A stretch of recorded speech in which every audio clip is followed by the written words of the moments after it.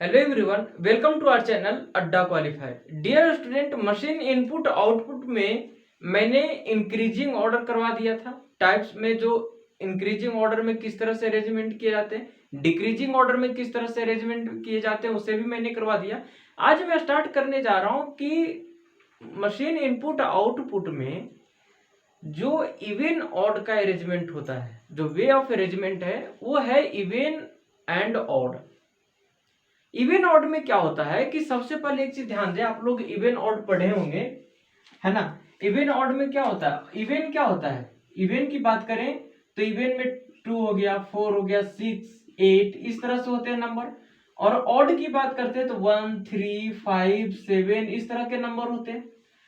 तो इस तरह के नंबर अगर मशीन इनपुट आउटपुट में दिया जाए इनपुट के रूप में, तो इसे किस तरह से अरेंज किए जाते हैं, है ना, और उसका वे ऑफ अरेंजमेंट क्या होता है, इसके बारे में डिटेल से समझते हैं।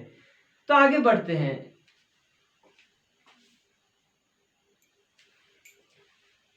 बच्चों ध्यान दें कि मैं एक इनपुट ले रहा हूं, है ना। इनपुट में कोई भी मैं एक रैंडमली नंबर को यहाँ पे उठा रहा हूं इनपुट में, जिसमें इवन नंबर भी रहेंगे और ऑड नंबर भी रहेंगे इसमें, और उसे किस तरह से अरेंज किया जाएगा, है ना। तो जैसे यहाँ पे देख लें कि यहाँ पे इनपुट है। इनपुट अगर मैं मान लू क्या ले लू यहाँ पे 15, 18, 20, 30, 45, है ना। इसके बाद मैं ले लू यहाँ पे 17, इसके बाद मैं ले लू यहाँ पे 22, यहाँ पे मैं यहाँ पे ले लू 19, यहाँ पे मैं ले लू यहाँ पे 50, और यहाँ पे मैं ले लू 23। ये यहाँ पे कुछ नंबर हैं। अभी इसे अरेंज किया, इसे क्या करना, अरेंज करना। अब एक चीज ध्यान दे, इसको किस तरह से अरेंज करेंगे। इसको अरेंज करने के लिए अब दोनों को साथ में लेकर चले, कोई दिक्कत नहीं है ना। तो ये काम करते हैं कि जो इसका अरेंजमेंट है, वे ऑफ अरेंजमेंट, वो पता चलेगा किस से, लास्ट स्टेप से, है ना। जब तक पूरा सोल्व नहीं होगा तब तक पता नहीं चलेगा।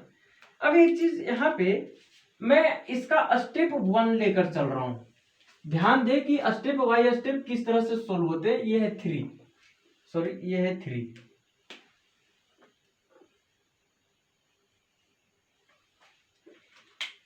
अब डियर स्टूडेंट ध्यान दे, यहाँ पे स्टेप 1 है, स्टेप 1। अब यहाँ पे इवन ऑड में मैंने बताया कि इवन ऑड में नंबर कौन कौन से आते हैं, ऑड में कौन से आते हैं, इवन में कौन से आते हैं। अब बात रही इसकी अरेंजमेंट की, तो कौन सा नंबर को उठाएं यहाँ पे जिसे अरेंज किया जाना चाहिए। तो यहाँ पे ऐसा कुछ नहीं है कि यहाँ पे आप इंक्रीजिंग ऑर्डर में भी ले जा सकते हैं, डिक्रीजिंग ऑर्डर में भी ले जा सकते हैं।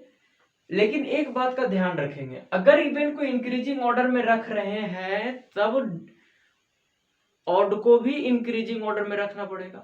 अगर इवन को डिक्रीजिंग ऑर्डर में रखेंगे तो ऑड को भी डिक्रीजिंग ऑर्डर में रखना पड़ेगा। समझ रहे बात मैं क्या कर रहा हूं। जैसे यहाँ पे ध्यान दें, मैं कोई भी इवन नंबर को यहाँ पे, जैसे इवन नंबर है यहाँ पे 1, 2, 3, 4 एंड 5। ऑड नंबर की बात करते हैं तो 1, 2, 3, 4 एंड 5। अब इसको अरेंज करना है तो किस तरह से अरेंज करते हैं। अब एक चीज ध्यान दें, मैं एक काम कर रहा हूं कि यहाँ पे जो इवन नंबर है तो सबसे छोटा इवन नंबर कौन सा है। तो डियर स्टूडेंट ध्यान दे, यहाँ पे सबसे छोटे इवन नंबर की बात करूं तो यहाँ पे 18 है, यहाँ पे 18 है। एक काम करते हैं कि 18 को अपन यहाँ पे लिखते हैं, ठीक है जी। 18 को यहाँ पे लिख दिया मैंने।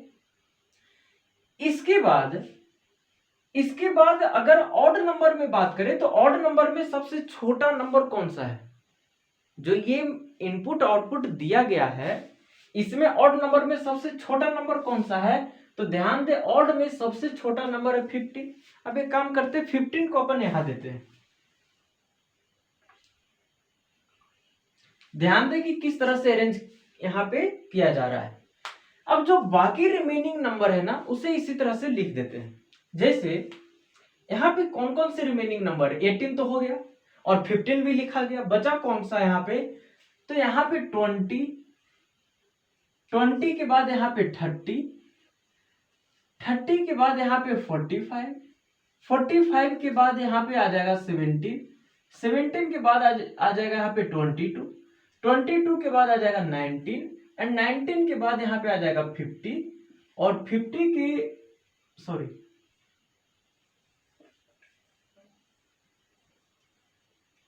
यहाँ पे है 17 के बाद है यहाँ पे 22 के बाद यहाँ पे 19 के बाद है यहाँ पे 50 एंड 15 के बाद है यहाँ पे 50 के बाद है 23। तो जिस नंबर को अरेंज किया जा रहा है उसे मैं ब्लू कलर में लिख रहा हूं ताकि आप लोगों के डाउट्स क्लियर होते चले। अब मैं इसी के बाद में ले रहा हूं स्टेप सेकेंड। अब स्टेप सेकेंड में ध्यान दें कि क्या होगा, स्टेप सेकेंड में क्या होगा उसे आप लोग ध्यान देंगे। अब एक चीज ध्यान दें, 18 से बड़ा कौन सा इवन नंबर है यहाँ पे, तो 18 से बड़ा जितने भी इवन नंबर दिए गए हैं इसमें वो सभी, लेकिन 18 के सबसे पास में कौन बड़ा है यहाँ पे, तो 20 है। अब एक चीज ध्यान दें, जब मैं यहाँ पे स्टेप 2 को लिखूंगा, यहाँ पे स्टेप सेकेंड, जब मैं स्टेप सेकेंड को यहाँ पे मैं लिखूंगा तो एक चीज गौर करेंगे, यहाँ पे 18 के बाद 20 ही आना चाहिए था। जब मैं सेकेंड स्टेप को अरेंज करता तब 18 के बाद मैं 20 को अरेंज करता, लेकिन यहाँ पे ध्यान दें 18 के बाद जो 20 है वो अपने आप अरेंज हो चुका है। 18 के बाद जो 20 है वो अपने आप अरेंज हो चुका है, इसलिए 20 को अरेंज करने के लिए कोई न्यू स्टेप नहीं लेंगे। इसे मैंने प्रीवियस पार्ट्स में भी करवा दिया था। जो नंबर या जो लेटर अपने आप अरेंज हो जाए उसे अरेंज करने के लिए कोई न्यू स्टेप नहीं लेंगे। क्लियर? इसके बाद एक चीज और आप लोग देखें कि अगर मैं बात करूं 15 के बाद कौन सा ऑड नंबर है, तो 17। मतलब बच्चों यहाँ पे जो 20 है ना, ये 20 को अरेंज नहीं किया गया है, ये 20 है जो अपने आप अरेंज हुआ है। जो 20 है वो अपने आप अरेंज हुआ है। अब मैं स्टेप सेकेंड की ओर बढ़ रहा हूं, तो स्टेप सेकेंड में ध्यान दें क्या है कि यहाँ पे 18 को अरेंज किया गया, 20 अपने आप अरेंज हुआ है ना। अब एक चीज ध्यान दें, ये जो 15 है ना, 15 को मैं एक स्टेप आगे बढ़ा रहा हूं इस तरह से, यहाँ पे 15 हो जाएगा और 15 के बाद कौन सा ऑड नंबर है जो 15 से बड़ा है, तो 15 से बड़ा जितने भी ऑड नंबर दिए गए वो सभी बड़ा है, लेकिन 15 के पास में कौन है, तो 17 है, ये वाला नंबर है। तो इसलिए क्या करते हैं कि बच्चों आप लोग ध्यान दें, जो यहाँ पे 15 के बाद 17 आना है ना, वो 17 को अपन यहाँ पे देंगे, 17 को अपन यहाँ पे देंगे, है ना। अब एक चीज ध्यान दें, अब क्या है इसमें कि 18 हो गया, 20 तो अपने आप अरेंज हुआ है इसलिए मैं इसे रेड कलर से दे दिया, 15 के बाद 17 को अरेंज होना था। अब एक चीज ध्यान दें आप लोग, यहाँ पे अब जो रिमेनिंग नंबर बच गए हैं ना उसे यहाँ पे छापेंगे। कौन कौन सा बच गया है रिमेनिंग नंबर, तो डियर स्टूडेंट 30 के बाद 45, सॉरी एक चीज ध्यान दें, यहाँ पे 20 तो अरेंज हो गया था यहाँ पे, तो 20 के बाद कौन सा इवन नंबर यहाँ पे अरेंज होना है, तो 20 के बाद यहाँ पे अरेंज होना है 22 को। किसको होना है यहाँ पे, 22 को। तो यहाँ पे क्या आ जाएगा, यहाँ पे आ जाएगा 22, ठीक है। 22 के बाद यहाँ पे ध्यान दे, यहाँ पे 30 हो जाएगा, यहाँ पे 45 हो जाएगा, यहाँ पे 17 हो जाएगा, यहाँ पे 19 हो जाएगा, यहाँ पे 50 हो जाएगा, ठीक है। अब ओ सॉरी, बार बार मिस्टेक, ध्यान दे यहाँ पे, सॉरी यहाँ तो 15 ही होगा। अब एक चीज ध्यान दे, ये 30 होगा, 30 को तो यहाँ पे अरेंज करना है, 30 के बाद सॉरी 20 के बाद किसे अरेंज करना है, 22 को ना। तो यहाँ पे अपन क्या करते हैं, 22 को लेते हैं, ये हो गया 22, है ना। अब 22 के बाद जो रिमेनिंग नंबर है उसे अपने आप लिख देंगे यहाँ पे जैसे लिखा गया है। जैसे यहाँ पे 30 है, यहाँ पे 45 हो जाएगा, यहाँ पे 17 हो जाएगा, यहाँ पे 19 हो जाएगा, यहाँ पे 50 हो जाएगा, और यहाँ पे 23 हो जाएगा, है ना। अब एक चीज ध्यान दे, 22 के बाद कौन से नंबर को अरेंज करना है, तो 18 हो गया, 20 अपने आप अरेंज हो गया, 20 के बाद 22 को अरेंज करना था, 22 के बाद यहाँ पे कौन सा इवन नंबर है जो 22 के नजदीक और बड़ा है, तो 30 है यहाँ पे। अब एक चीज ध्यान दे, जब मैंने 22 को अरेंज किया तो 32 तो अपने आप आ गया। 32 को अरेंज करने के लिए सॉरी 30 को अरेंज करने के लिए कोई न्यू स्टेप नहीं लेंगे, यहाँ पे क्या हो जाएगा। तो बच्चों ध्यान दे, यहाँ पे जो 30 है वो अपने आप अरेंज किया जा चुका है। समझ में आई बात। ध्यान दे कि मशीन इनपुट आउटपुट में यही चीज होता है कि जो भी नंबर्स होते हैं जिसे अगर अरेंज किया जा रहा है, अगर उसके बाद कोई भी नंबर अपने आप अरेंज हो जाए, तब उस नंबर को अरेंज करने के लिए उस नंबर को अरेंज करने के लिए कोई न्यू स्टेप नहीं लेंगे। ठीक है जी। अब ध्यान दे यहाँ पे, अब बच्चों इसके बाद मैं अगर स्टेप थर्ड पे आ जाऊं, स्टेप थर्ड, तब स्टेप थर्ड में क्या होगा, तो जिसे अरेंज कर दिया गया है उसे उसी तरह से छोड़ दे। जैसे यहाँ पे 18 है, जैसे यहाँ पे 18 है, 18 के बाद 20 है, 20 के बाद 22 है, 22 के बाद 30 है, 30 के बाद कौन से नंबर को अरेंज करना है, तो मेरे प्यारे बच्चों डियर स्टूडेंट ध्यान दे, यहाँ पे 30 के बाद अपने को 50 को अरेंज करना है। किसे अरेंज करना है, 50 को अरेंज करना है। तो एक काम करते हैं, अपन 50 को यहाँ पे लिखते हैं। अब ये अरेंज हो चुका है। अब एक चीज ध्यान दे, अब यहाँ पे जैसे 17 है, तो एक काम करते हैं कि 17 को यहाँ पे लेते हैं, यहाँ पे 15 हो जाएगा, और 17 के बाद कौन सा नंबर आएगा यहाँ पे, तो ध्यान दे यहाँ पे आ जाएगा डियर स्टूडेंट 19, और बाकी जो नंबर है उसी तरह से लिखा जाएगा। जैसे यहाँ पे 45 हो गया, 45 के बाद 50 हो जाएगा, सॉरी 50 तो हो गया, 45 हो गया, 1 2 3 4 5 1 2 3 4, अच्छा सॉरी 50 हो गया। इसके बाद यहाँ पे 45 है, 45 के बाद यहाँ पे हो जाएगा 23, है ना, ये है यहाँ पे। अब अगर मैं नेक्स्ट स्टेप की बात करूं तो ध्यान दे, स्टेप 4 में नेक्स्ट स्टेप क्या कर रहा है कि अगर मैं स्टेप 4 को लूं यहाँ पे, अगर मैं यहाँ पे स्टेप 4 को लूं तो कौन से नंबर को अरेंज करना है, यहाँ पे किसे अरेंज किया गया है, तो यहाँ पे 19 को अरेंज किया गया है। 17 के बाद मैंने किसे अरेंज किया यहाँ पे, तो 19 को अरेंज किया मैंने, ये हो गया 19। अब एक चीज ध्यान दे, जब 19 को अरेंज कर दिया गया है तब 19 के बाद कौन सा नंबर को अरेंज करना होगा यहाँ पे, तो एक चीज ध्यान दे, यहाँ पे 18 हो गया, यहाँ पे 20 हो गया, 22 हो गया, 30 हो गया, 50 हो गया। 50 के बाद एक चीज ध्यान दें, यहाँ पे अगर देखे तो 15, 17 एंड 19 ये दोनों को अरेंज कर दिया गया है, तो ये हो जाएगा यहाँ पे 19, सॉरी यहाँ पे 19 की बात करते हैं तो 19 के बाद 23 को क्या किया जाएगा, यहाँ पे अरेंज किया जाएगा, तो ये हो जाएगा 23, है ना। इसके बाद अगर अपन बात करें तो कौन कौन से नंबर को अरेंज कर दिया गया है, 19, 17, 15 एंड 45, ठीक है 45। इसके बाद बच्चों ध्यान दें कि मैं नेक्स्ट स्टेप ले रहा हूं, स्टेप फिफ्थ। देखिए मशीन इनपुट आउटपुट में बिल्कुल जिनको नहीं समझ में आ रहा है वो बिल्कुल स्टेप बाय स्टेप चले, कोई दिक्कत नहीं है यहाँ पे, है ना। जब भी अगर कोई डाउट्स आए तो आप लोग वीडियो को बार बार रिपीट करें, कहाँ पे मिस्टेक हो रहा है उन चीज को पकड़े, वे ऑफ अरेंजमेंट क्या कर रहा है वहां पे, है ना।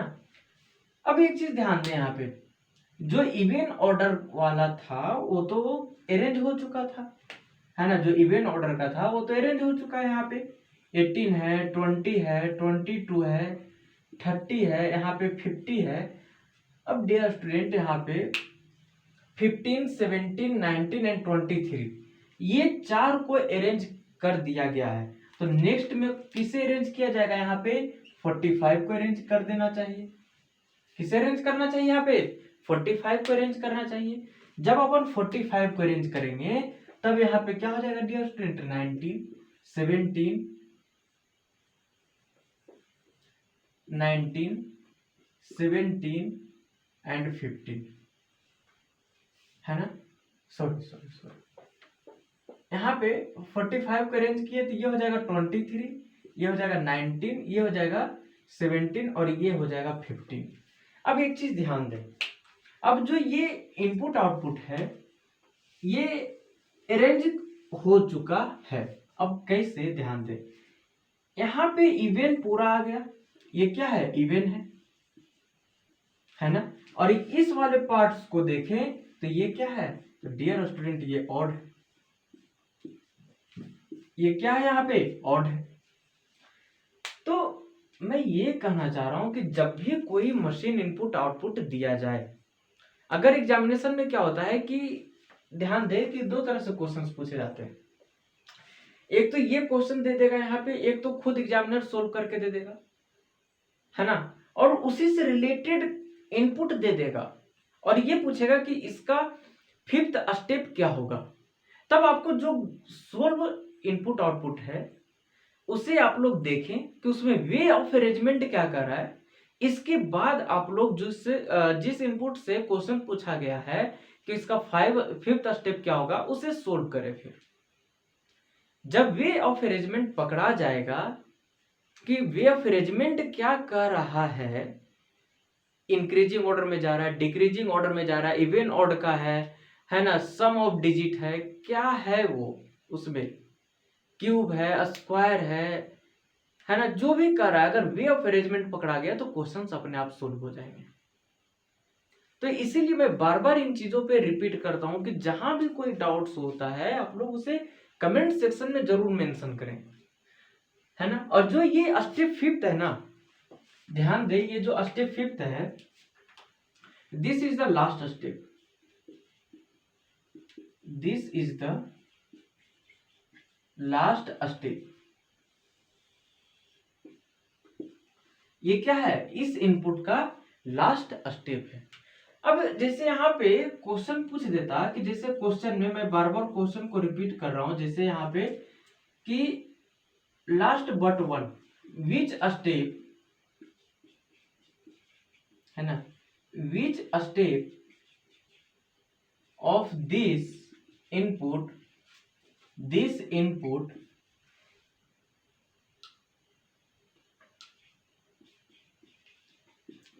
इज, जो इनपुट है, इनपुट मैं यहाँ पे लिख ही देता हूं, जैसे यहाँ पे क्या है 15, 18 के बाद यहाँ पे 20 दिया गया है, 20 के बाद 30 के बाद यहाँ पे 45 है, 45 के बाद यहाँ पे 17 है, 17 के बाद 22 है, 22 के बाद यहाँ पे 19 है, 19 के बाद 50 है और 50 के बाद 23 है।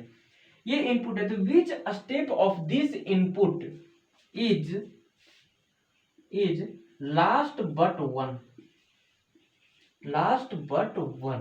तो ध्यान दे, मैं इस क्वेश्चन पे क्यों बार बार जोर दे रहा हूं, ध्यान दे डियर स्टूडेंट, जो लास्ट बट वन है ना, तो वो क्या होता है, final step -1 means final step क्या है डियर, यहाँ पे 5th है ना, तो 5th step -1 is equal to कौन सा स्टेप आ जाएगा, 4th स्टेप, यही आंसर हो जाएगा। समझ में आई बात। लास्ट बट वन का मतलब है जो स्टेप लास्ट स्टेप है उससे एक स्टेप कम, यहाँ पे 5th स्टेप है वो लास्ट स्टेप है, और 4 क्या है, लास्ट बट 1। समझ में आई बात? अगर क्वेश्चन में ये दे देता कि इस इनपुट का, अगर ये एग्जामिनर है कि सोल्व नहीं करता, ठीक है, एग्जामिनर इस इनपुट को सोल्व नहीं करता, और ये दे देता कि ये जो इनपुट है ना, ये जो इनपुट है ये दे देता, इसका नाम दे देता, और ये वाला नहीं होता, ये जो सोल्व किया गया है ना, ये नहीं होता, ये दे देता कि मान ले कि यहाँ पे थर्ड स्टेप उठा लेता, थर्ड स्टेप ये है ना, इस स्टेप को एग्जामिनर उठा लेता क्वेश्चन में कि स्टेप थर्ड 18, 20, 22, 30, 50, 45, 23, 15, 17, 19 है ना। एक third step 18, 20, 22, 30, 50, 45, 23, 15, 17 and 19 of this input, और इनपुट का दे देता है यहाँ पे 15, 18, 20, 30, 45, 17, 22, 19, 50, 23 है ना। तो then first step of this input, तो फर्स्ट स्टेप क्या होगा, find the first step of this input, तब आप कभी भी नहीं निकाल सकते। जैसे यहाँ पे मैं मान लूं कि 1 मिनट के लिए, जैसे मैं इसे मिटा रहा हूं, है ना, मैं समझाना चाह रहा हूं बिल्कुल।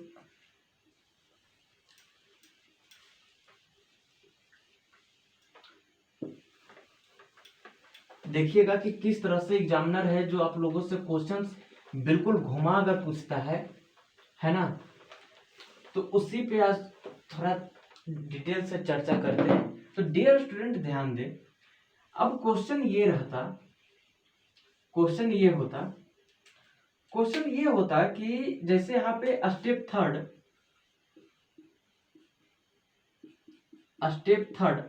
क्या कर रहा है, 18, 20, 22, 30, 50, 45, 23, 15, 17 and 19 of this input, और ये इनपुट होता है यहाँ पे क्या, 15, 18, 20, 30, 45, 17, 22, 19, 50 and 23। तो then what is the कौन सा step, then what is the first step, then what is the step first and step second of this input,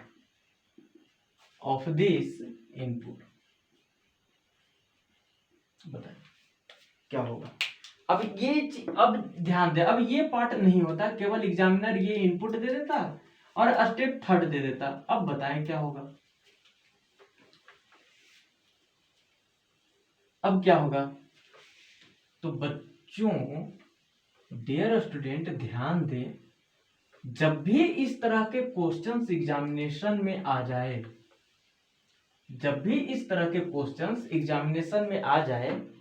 तब एक चीज ध्यान देंगे यहाँ पे कि स्टेप थर्ड है वो दे दिया गया है ना। ध्यान से सुनेंगे, ये जो स्टेप थर्ड है वो दे दिया गया 18, 20, 22, 30, 50, 45, 23, 15, 17 एंड 19। ये स्टेप थर्ड है किसका, ऑफ दिस इनपुट 15, 18, 20, 30, 45, 17, 22, 19, 50 एंड 23। ये स्टेप थर्ड है इस इनपुट का। अब क्वेश्चन में ये पूछा है डियर स्टूडेंट कि ये स्टेप 1 एंड स्टेप 2 क्या होगा इस इनपुट का। ये जो इनपुट है इसका स्टेप 1 और स्टेप 2 क्या होगा, तब इसका आंसर हो जाएगा dear can't be determined.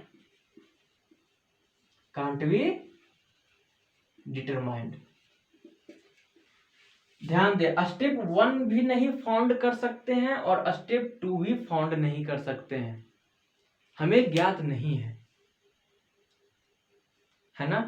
Step 3 से स्टेप 4 पे जा सकते हैं, स्टेप 4 से स्टेप 5 पे जा सकते हैं, स्टेप 5 से स्टेप 6 पे जा सकते हैं, लेकिन स्टेप 3 से स्टेप 2 पे नहीं जा सकते, स्टेप 3 से स्टेप 1 पे नहीं जा सकते। मतलब करंट स्टेप से, करंट मीन्स जो गिवन स्टेप रहेगा उससे प्रीवियस स्टेप में नहीं जा सकते। जैसे यहाँ पे स्टेप 3 दिया गया ना, तो स्टेप 3 से स्टेप 1 पे नहीं जा सकते, स्टेप 2 पे नहीं जा सकते। हाँ, स्टेप 3 से स्टेप 4 पे जा सकते हैं। मैं बार बार इस क्वेश्चन को प्रत्येक सेशन में मैं बार बार इसीलिए रिपीट कर रहा हूं कि जब भी एग्जामिनेशन में अगर क्वेश्चन आ जाए तो आप लोग कभी भी मिस्टेक ना करें, है ना। तो आज सेशन को यहीं तक रखते हैं। तो डियर स्टूडेंट, वैसे स्टूडेंट जिन्होंने हमारे वीडियो को फर्स्ट टाइम देख रहे हैं, हमारे चैनल पे फर्स्ट टाइम विजिट किए हैं, तो सबसे पहले हमारे यूट्यूब चैनल अड्डा क्वालिफाई को सब्सक्राइब करें, बेल आइकन पे भी क्लिक कर दें ताकि वीडियो का नोटिफिकेशन सबसे पहले आपके पास पहुंचे। ओके डियर स्टूडेंट, सेशन अच्छा लग रहा है, आप लोग इसे ज्यादा से ज्यादा शेयर करें अपने फ्रेंड्स के बीच में, लाइक करें। Any doubts related to concept, any questions और topics you must ask in comment section. Okay guys, तो इसी के साथ मिलते हैं नेक्स्ट सेशन में, तब तक जय हिंद।